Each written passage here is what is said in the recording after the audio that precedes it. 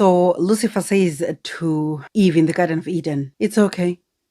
Disobey God, eat the fruit, disregard what God has commanded you, and you shall not surely die. There are modern day preachers who say grace means you can now disregard the law of God. You will still be accepted by Him, i.e., you shall not surely die. Is there any difference in meaning between those two statements? Imagine if some preacher had said to Noah, Noah, you don't have to build an ark. Don't you know that you are under grace? It says so in Genesis 6 verse 8. It says you have found grace in the sight of God. So you don't have to obey the command to build an ark. Noah would have drowned, and there was nothing God could do about it. The reason God told Noah to build an ark in the first place was because he had found grace in his sight. And the only way he could save him before the world was destroyed by flood was if he built an ark as God had told him to. The reason God has given us His commandments to obey is because we have found grace in His sight in the first place.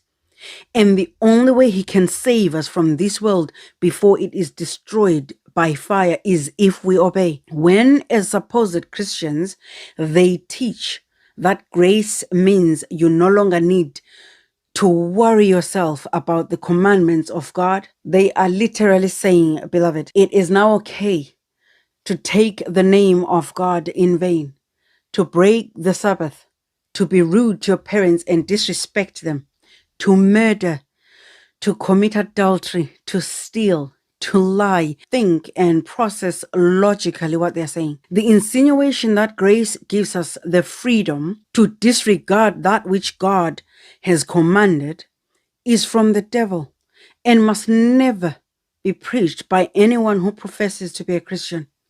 It is just another version of what the devil said in the Garden of Eden. Eat the fruit, i.e., disregard what God has commanded you, and you will not surely die. It means the exact same thing as grace allows you to disregard what God has commanded, and you will not surely die. So the next time someone or even your pastor says you can disregard the law of God because you're under grace, flee, because you are in the presence of the devil's advocate. God says, obey me and live. And the reason it is still grace through which we're saved is because no amount of obedience can change our fallen nature. Obedience allows us to not do acts of sin, but we remain fallen in our nature.